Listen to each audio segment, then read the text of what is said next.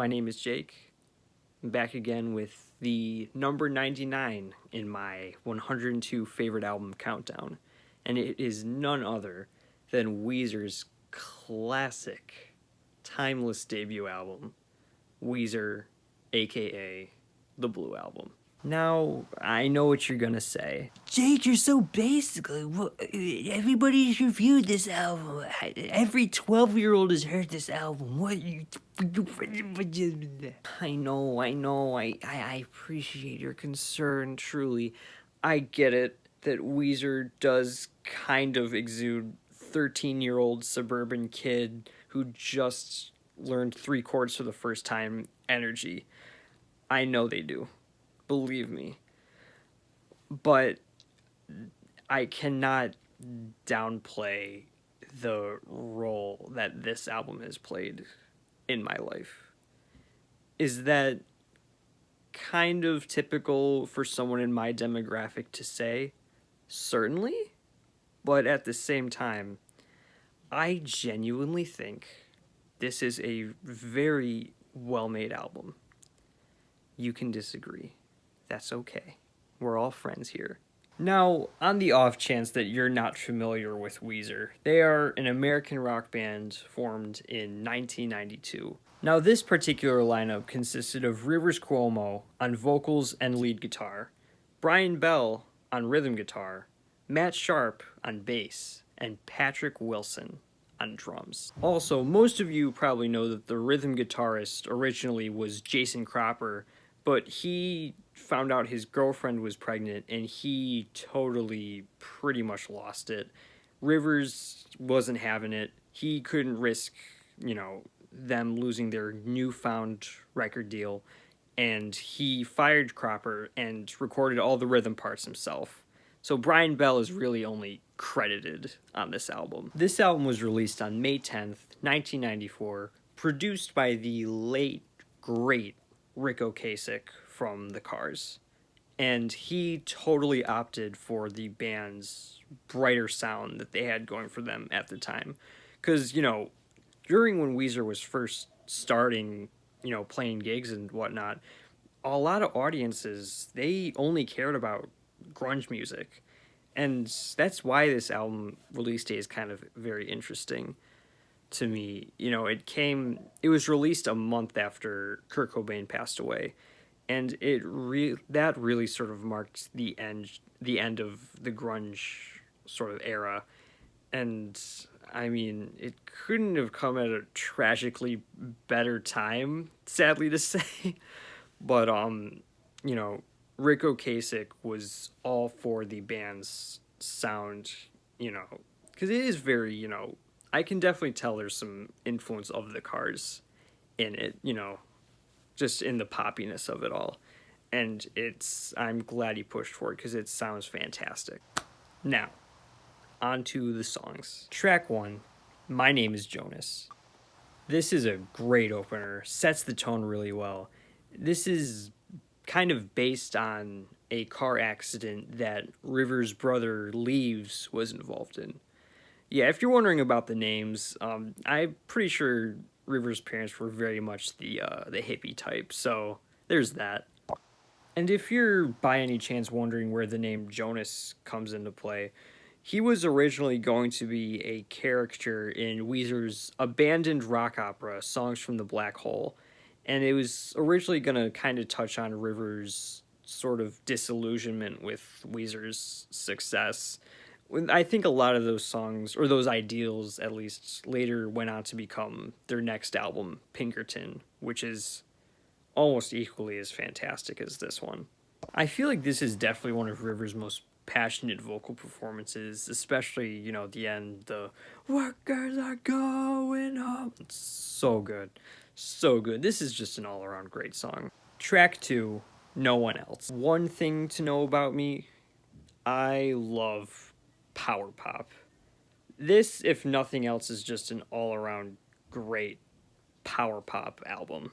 And this is probably the shining example of it on here. The lyrics definitely seem to poke fun at the jealous boyfriend type. So, yeah, guys that listen to Weezer and are totally misinterpreting the lyrics, this is not an anthem. Just so you know. I mean, it could be considered a power pop anthem. There's always that. I love the melody. It's definitely one of the catchiest songs on the album, in my opinion. Very simple. It's just an all around great song. Perfect to me, I think. Track 3, The World Has Turned and Left Me Here. This is one of my favorites on the album, for sure. Rivers mentioned even how this song and No One Else sort of go hand in hand, the jealous boyfriend's, totally overbearing and resentful of the girlfriend. And in this song, the girlfriend is gone and he is just isolated completely. It absolutely features some of my favorite chord progressions on the album. It's, the verses are da-na-na-na, da-na-na-na, and the chorus it switches to da-na-na, da-na-na. It's just great pop melodies with guitar music. I live for that. It's in my blood. I live for it. And of course, the cherry on top for me in this song is the "Do you believe what I see now?" Right at the end. It makes the song. It is one of my favorite moments on the whole album. The production on this song especially is perfect. I wouldn't change a thing about this song. Rick Ocasek, you definitely knew what you were doing. Thank you. Track 4, Buddy Holly. Classic Weezer, classic power pop. Yeah, you all know this song. Come on, it's Buddy Holly. It's a forever song.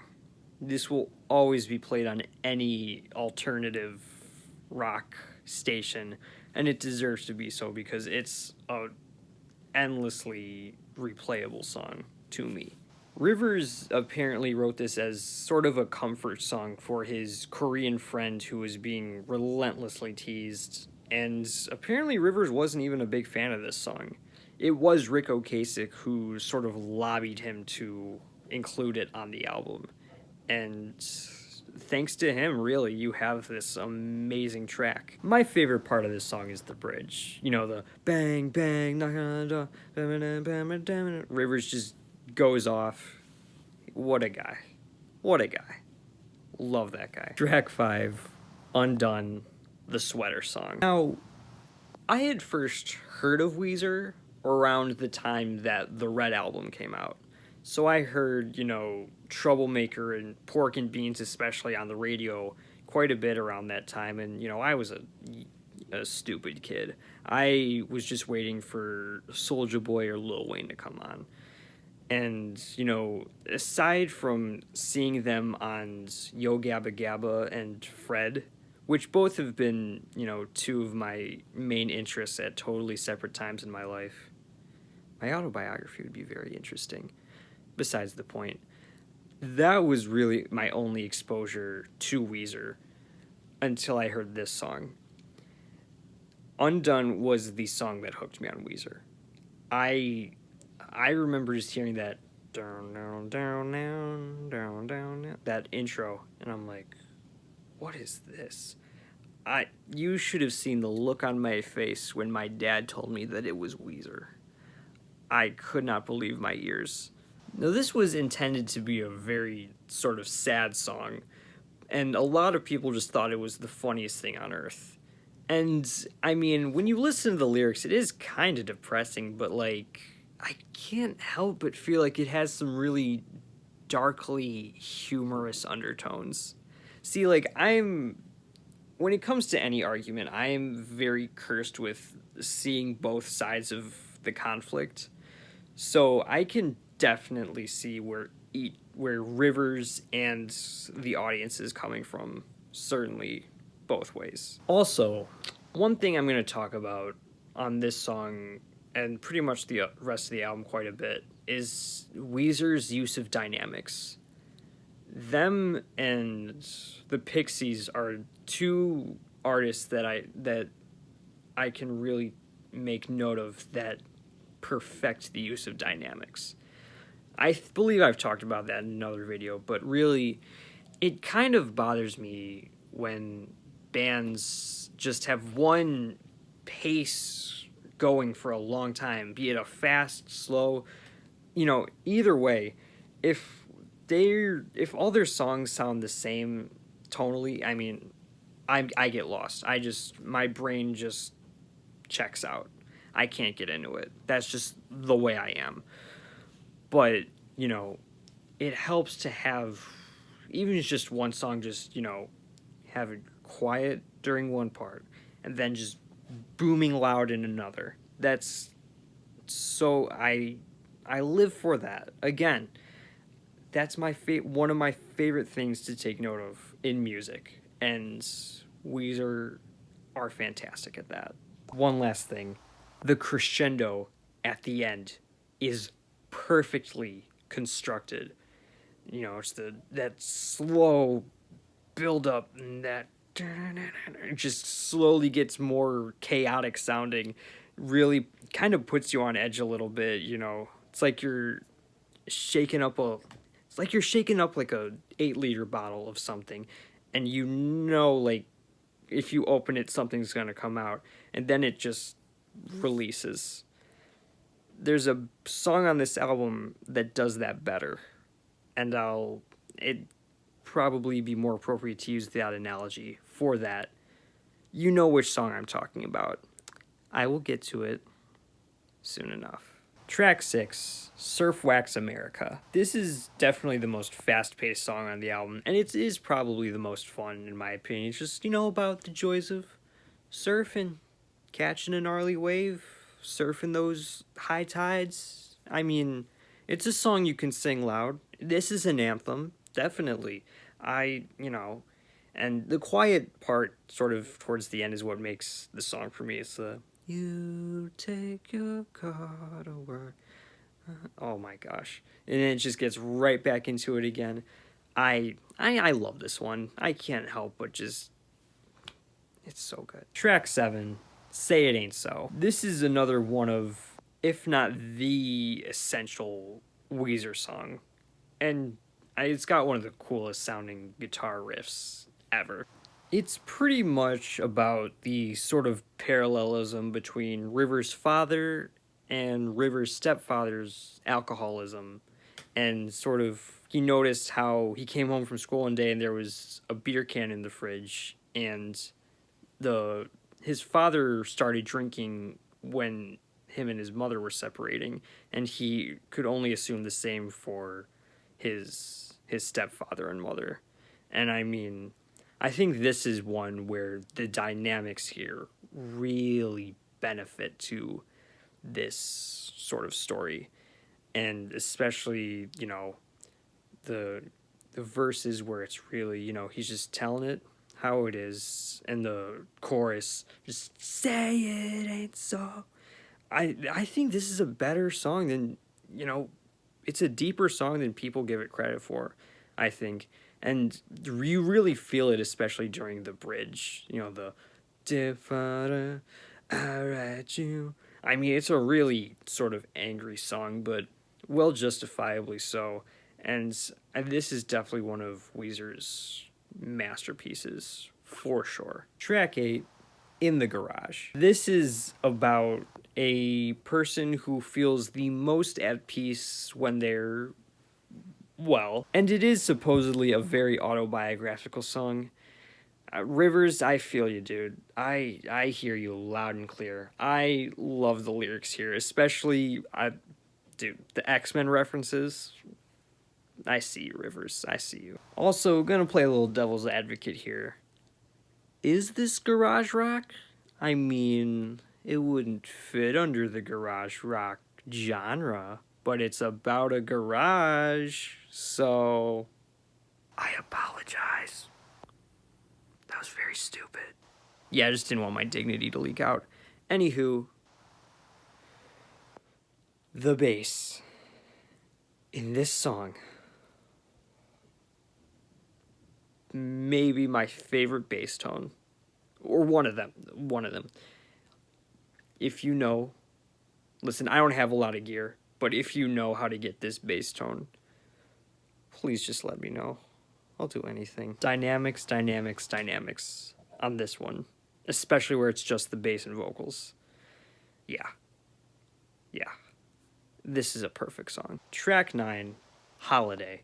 This is such a great, carefree song. Rivers actually wrote it in a bout of excitement after first signing their record deal, and it really just shines through on here. This is such a happy song, and I love the bridge, where there's very sort of doo-wop sounding vocals, and it's just, the bass and the cymbal, and then it just goes right back into it, just charges back in. And I mean, this one grew on me more and more as I listened to it. Track 10, final track, Only in Dreams. This is one of my favorite songs of all time.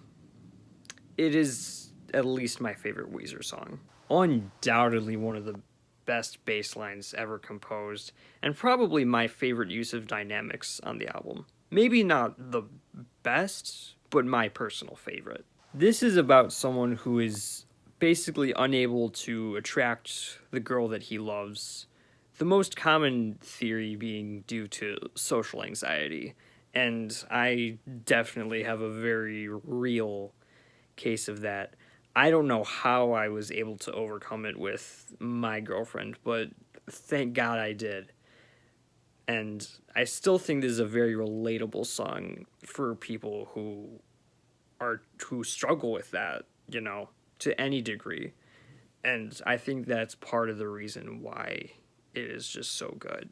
Also, you remember how I said earlier that there's a song that did that crescendo better? Yeah, this is that song. It is some of the most engaging 3 minutes of instrumental rock music I've personally ever heard. It's so, you are just waiting for that explosion. And, with the Sweater song, it just kind of like build up and then just died down. This one just explodes into just more rock. It is the best Rivers Cuomo guitar solo, the most emotional at least ever. It's not even up for debate. I mean, the guitar, the solo's so melodic, and you hear him sort of crying out in that. The last half of this song, listen to the entire album just for the payoff of the last half of this song, please. Overall, there is pretty much nothing on this album that I don't like. It is really, I know a lot of people have heard this album, but if you're one of those that haven't, put all of your preconceived notions of Weezer aside and just sit down and listen to this. It is some of the most enjoyable pop rock music that I think you will ever hear. Thank you so much for watching this. Honestly, just thank you. Again, thank you. If you have anything music or movie related that you want me to talk about or review, please drop it down below in the comments. My name is Jake. I'll be back.